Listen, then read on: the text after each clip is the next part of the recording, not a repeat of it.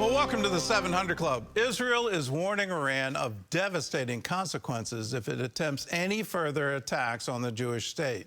Yet the regime in Tehran faces a potentially greater challenge from within.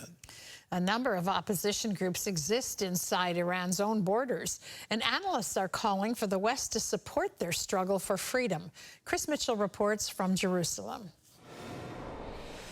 Recently, Israeli Prime Minister Benjamin Netanyahu spoke directly to the Iranian people. Yet there is one thing Khamenei's regime fears more than Israel. You know what it is? It's you, the people of Iran. That's why they spend so much time and money trying to crush your hopes and curb your dreams. Iranian-American filmmaker Hooman Khalili is fueling those dreams through 18 banners posted throughout Israel, celebrating those women defying the regime. I wanted to inspire the women of Iran to keep fighting because what they're doing takes so much courage to show their hair. And when someone gets murdered, I don't want them to be forgotten. One school of thought is that the Islamic regime could potentially collapse without a war. One believer is Yigal Karman, founder of the Middle East Media Research Institute, or MEMRI. For more than 25 years, Karman, a former IDF intelligence officer, has helped bridge the language gap between East and West by translating multiple languages in the region through MEMRI. No one wants war. No American President Trump will not want war. No one, we don't want anybody. Can it be done without a war? The answer is absolutely yes. Karman explains part of that is due to Iran's multi-ethnic population. Iran is made up of 50% almost Parsis. The other 50% are ethnic minorities which are repressed for many years by the Islamic regime. And they struggle for their freedom, for rights, for autonomy, for confederation. Some want even independence.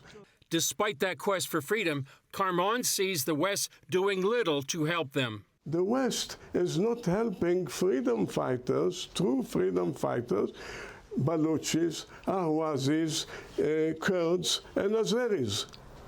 And there are more, but smaller. These four groups, ethnic groups, seek their freedom, fight for it. Karman stays in regular contact with many of these leaders. We are even publishing, giving them a platform, publishing their material. Lately, we published an article by the Dr. Aref El-Kaabi, who is the leader of the Ahwazis in south of Iran, all the region of the oil. It's a beautiful article, a dream of peace and understanding and of freedom. Freedom of the control of the crazy Ayatollahs. That's the only name for them. That's why Karman believes the West should get more involved. They need to be helped. This will remove the Ayatollahs regime like that, if the West helped them. Any help ending the Iranian regime would transform the Middle East. And that's a dream Netanyahu wants the Iranian people to believe. I have no doubt that one day in a free Iran, Israelis and Iranians will build together a future of prosperity and peace. Chris Mitchell, CBN News, Jerusalem.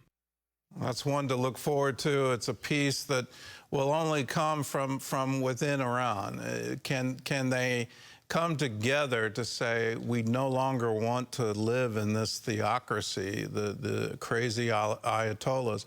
But until the army turns, until the secret police turn, I don't see this becoming real. And the reason is all the public executions that have happened. If you were part of any of the protests the past few years, if you were a leader, they took you and they hanged you publicly.